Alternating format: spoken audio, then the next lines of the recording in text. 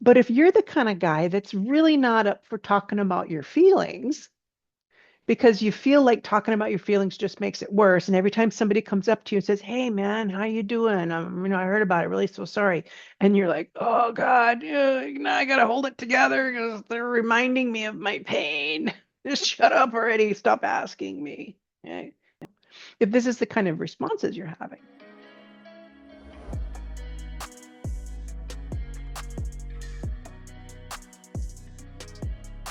But I think one thing I really want you to know is that this is my opinion channel, and this is not clinical advice. So if you want that, you need to go see your therapist or see your provider.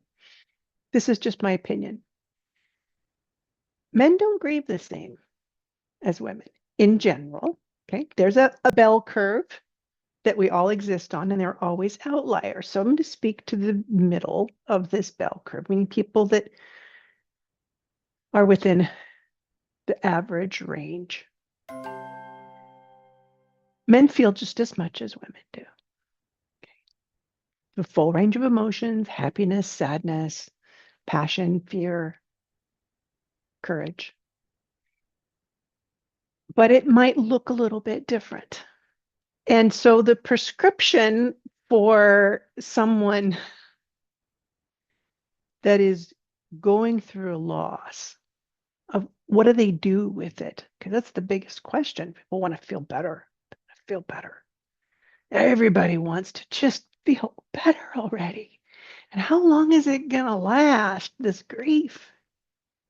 It's so bad. But in my experience, men in particular want to be able to do something about it. And when the feeling's not going away, some people will turn to unhealthy methods, drinking or being extraordinarily promiscuous, or let's just get another girlfriend. That'll fix it. What are we going to do to fix this? Here's the thing, grief, you can't fix it, but you can do something. And this is what I want you to hear. You don't necessarily need to go see a therapist. Now, if you feel like that might help you, by all means, do so.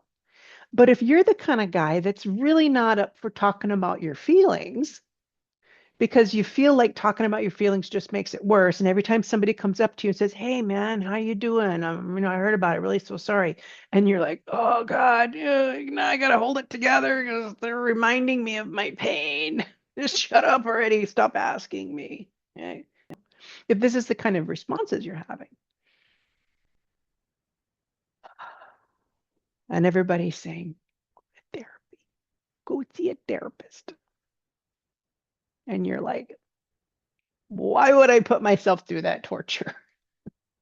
It might not be as bad as you think. However, I'm going to give you some things to consider.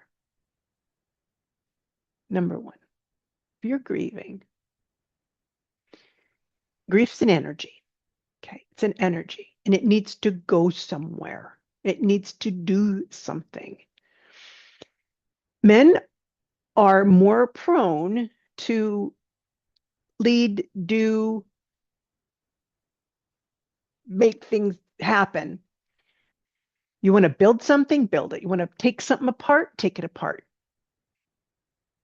You want to go to one of those what those rooms called, those mad rooms, and go in and you smash stuff up. Hey, they have those. Here's what I want you to hear. You need to do something. And so you need to take the energy of the grief and put it into something that you can manifest, affect, create, develop. Don't just sit with it, because as a man, in my experience, what I have observed and learned from men is that when you just sit with the energy, this comes and turns into something pretty ugly, which is anger that is expressing and spilling out on other people, not just the anger of grief, because we all have that, but the anger that spills out into everybody else and then gets you in trouble. Pick something, choose it. I don't care what you do, but do it with intention. Take your loved one with you in your mind and your heart. It's okay to talk to them. if it's not harmful, because it helps you to know that you have an eternal bond and connection. And it's okay to be able to share your thoughts and feelings, even if you're mad or you're sad, or you trying to move on with your life and you want to make choices. Tell them about it. Maybe actually it's okay for you to do that. So get out, take some action, do something, but then you don't necessarily have to have a therapist. Get a good book. And if it's your way to do it your way, then get a good book on grief. You know, there's a grief observed by, oh gosh, who was that? Maybe I'll know and I can put it here when I do the editing. But it's called A Grief Observed. It was written by a very famous man who lost his wife. There's a book by Megan Devine called It's Okay That You're Not Okay. There's another book called Your Brain on Grief. And if I said that wrong, I will put it correctly here in the editing. It gives a little more scientific perspective of what's going on with your brain, and that might be more up your alley.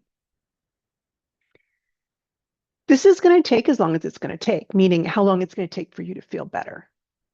But grief is like a ball in a basket. And when it first happens, it takes up all the space. So you have very little room for anything else. But as time goes by, that basket gets bigger and bigger. But the ball stays the same dang size. So it's kind of, it starts to move around a little bit more. A little more, you get more space and more space and more space. And then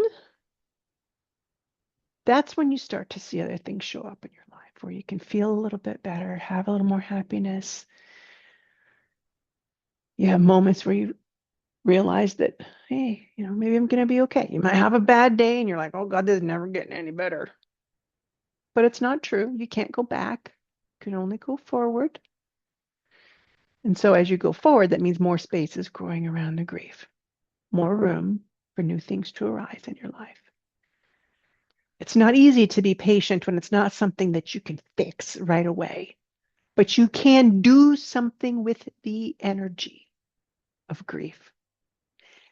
Transform it into something else, put it where it needs to go, where it can be productive for you and maybe even other people.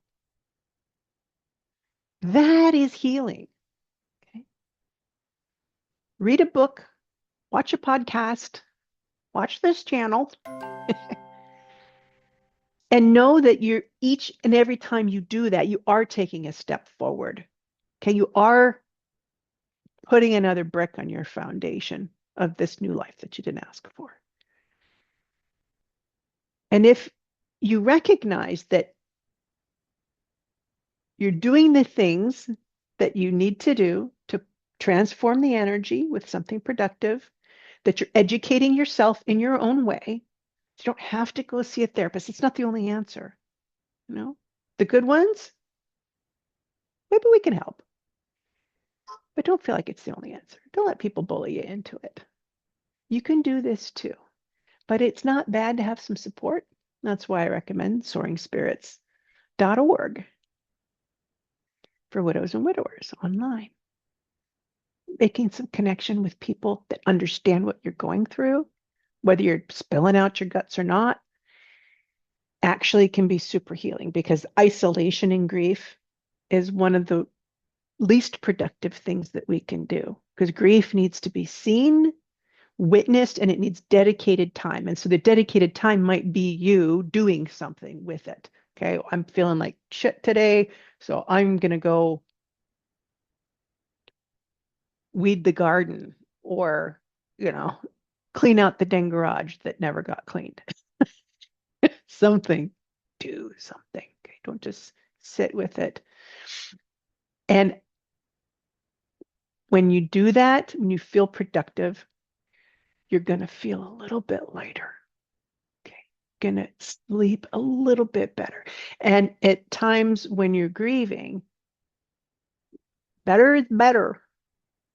Okay, an old friend of mine used to tell me that better is better. And it's the truest thing that was ever said to me, and probably the most helpful. Okay.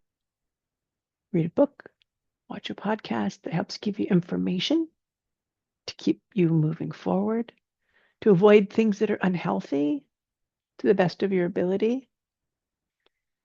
All these things are going to help you as a man to not stuff and not necessarily have to go see a therapist.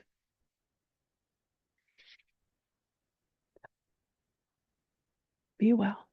This won't last forever, and you will be okay. I know. Hang in there.